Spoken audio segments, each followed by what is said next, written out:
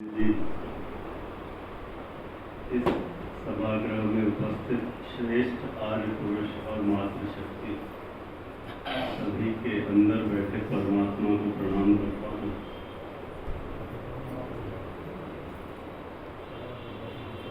बहुत दिनों के बाद आपके समक्ष कुछ कहने का मौका मिल रहा है, इसलिए विचार भी बहुत हटके भटके से हैं।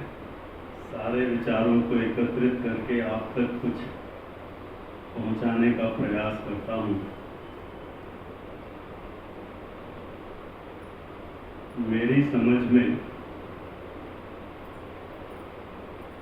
प्रत्येक व्यक्ति इस प्रयास में है कि उसका जीवन सुखी हो, समृद्ध हो, लेकिन सुखी और समृद्ध होने के चक्कर में वो स्वयं अपने आप को दुखी करने का कारण बन जाता है। प्रत्येक व्यक्ति ये चाहता है कि सारी स्थितियों में सब कुछ उसके नियंत्रण में हो, कि जैसा वो चाहता है वैसा हो, वैसे उसके घर के लोग हों, कार्य करने के स्थल पे उसकी बात को माना जाए, उसके पद का प्रभाव हो।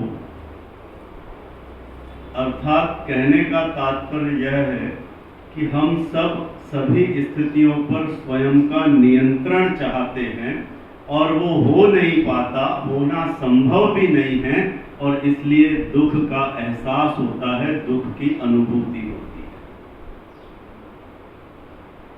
बहुत सारी आशाएं और उम्मीदें लगा करके स्थितियों को नियंत्रित करने का प्रयास किया जाता है और अलग अलग आयामों पर, अलग अलग दिशाओं पर एक साथ नियंत्रण हो नहीं पाता। कहीं न कहीं कुछ न कुछ छूटता रहता है और उस छूटने के चक्कर में दुख का एहसास होता रहता है और वो बढ़ता ही चला जाता है। और फिर हर वक्त कभी न कभी हर मनुष्य को कभी न कभी ये एहसास होता है कि मेरे साथ ही ऐसा क्यों होता है, मैं ही हूँ जिसके साथ ऐसा होता है, भगवान मेरे साथ ही क्यों ऐसा आप करते हो। हम ये भूल जाते हैं कि प्रकृति का सिंपल और सरल सा नियम है कि जो आप बोने वाले हैं, जो आप बोओगे, वही परिणाम स्वरूप आपको मिलेगा। इसमें कोई ये नहीं है कि आपको भगवान कोई बैठा है और वो सजा दे रहा है आपको कि आपने जो किया उसके विपरीत, ऐसा कुछ नहीं है।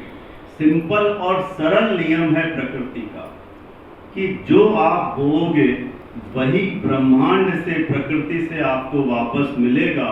कभी भी किसान गेहूं को बोकर के ये उम्मीद नहीं करता कि उसमें से आम का पेड़ निकलेगा।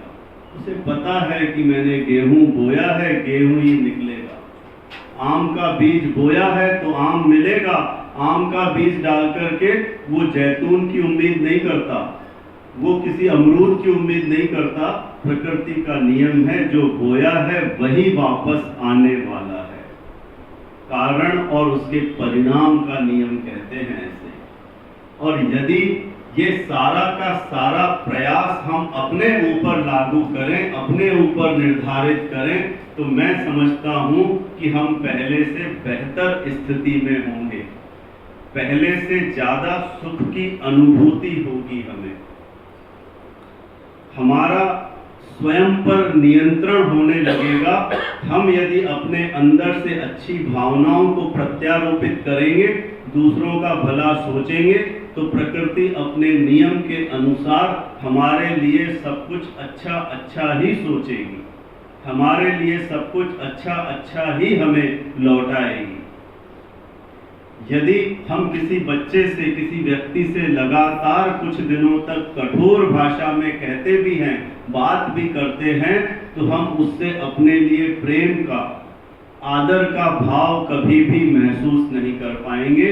वो हमें कभी भी प्रेम और आदर नहीं देगा। और इसलिए जरूरी ये है कि हम अपने अंदर पर कार्य करें।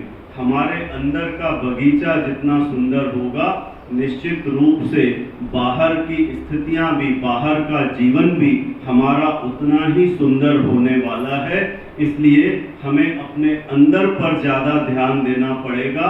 हमें अपने अंदर के विचारों को ज़्यादा शुद्ध, ज़्यादा परिष्कृत करना होगा, क्योंकि उन्हीं विचारों से, उन्हीं भावों से प्रतिफल होकर के हमें सारी की सारी चीज़ें मिलने वाली हैं। उसके अलावा कहीं भी कुछ भी नहीं होता। इस बात को हमें समझना पड़ेगा। एक और बात हमें समझनी पड़ेगी कि हमें छोड़ना पड़ेगा। हम बहुत सारी उम्मीदें लगा करके कुछ काम करते हैं, बहुत सारे प्रयास हम केवल स्वार्थ के वशीभूत होकर करते हैं, उम्मीदों के साथ करते हैं, और वो प्रयास हमारे असफल होने पर उम्मीदें पूरी नहीं होती, परिणाम हमें हमारी इच्छा अनुसार नहीं मिलते, नतीजा फिर से दुख की अनुभूति होती है। तो हमें छोड़ने का नियम अपनाना पड़ेगा। जब आप छोड़ देते हैं, इसका मतलब आप भगवान की बनाई हुई व्यवस्था पर विश्वास कर रहे हैं।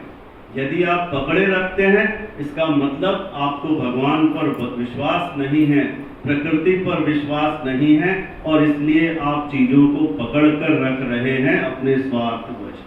और जब तक आप पकड़ने का प्रयास करते रहेंगे, चाहे वो पद हो, प्रतिष्ठा हो, धन हो, आपको दुख होना ही है, क्योंकि उसकी इच्छाओं की पूर्ति और समाप्ति कभी भी नहीं होने वाली है। अनलिमिटेड इच्छाएं हैं, अनलिमिटेड हमारी आकांक्षाएं हैं। और यदि हम छोड़ने का नियम अपना लेते हैं कि छोड़ दिया जाए, जो कुछ मेरे भाग्य में होगा वो मुझे मिलेगा, जो कुछ मैंने अच्छे कर्म किए हैं वो वही मुझे प्रतिफल के रूप में मिलेंगे, तो हमारा जीवन शायद ज़्यादा और ज़्यादा बेहतर हो पाएगा। ध्यान रखिएगा, छोड़ना हमें प्रेम में गहराई भी सिखाता है। यदि आप पकड़ के रखते हैं तो आपकी पकड़ना आपके साथी पर या किसी पर भी, आपके बच्चे पर, आपके पिता पर एक बंधन बन जाता है। छोड़ देने से हम उसे स्वतंत्रता दे रहे हैं, और वो स्वतंत्रता उसे हमारे करीब ले आती है। तो छोड़ना हमें ये भी बताता है कि स्थितियां हमेशा परिवर्तनशील है। इस अस्थायी जगत में समय समय पर सब कुछ बदलता रहता है, और उसे छोड़ दिया जाए तो निश्चित रूप से वो हमारे लिए अच्छा होगा, प्रतिफल में हमें अच्छी ही चीजें मिलेंगी। तो छोड़ देना बहुत आवश्यक है। छोड़ना मतलब जीवन के साथ बहना, कि जीवन ने मेरे लिए जो कुछ निर्धारित किया है, जो कुछ अच्छा अच्छा सोचा है, वो मेरे पास अपने आप चला आएगा। जैसे हम एक पहाड़ के सामने जोर से चिल्लाते हैं, जो कुछ भी कहते हैं वो प्रतिध्वनि के रूप में हमारे पास लौट करके आता है। यदि हमने अच्छे भावों को, प्रेम से अपने आप को या किसी को पुकारा है, तो प्रकृति उतने ही प्रेम से, उतने ही पहाड़, उतने ही वेग से हमें उसे लौटा देती है। यदि हम क्रोध में कुछ कहते हैं तो उतने ही क्रोध में सामने से आवाज आती है।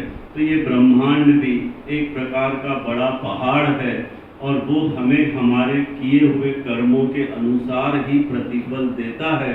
हमारे कर्म जितने अच्छे होंगे आज किए हुए, निश्चित रूप से भविष्य में वही कर्म, उनके परिणाम हमारे पास लौट करके आएंगे। मेरी कुछ बातों को आपने ध्यानपूर्वक सुना। आप सभी को बहुत बहुत धन्यवाद देते हुए 2 शब्द समाप्त करता हूँ। बहुत धन्यवाद।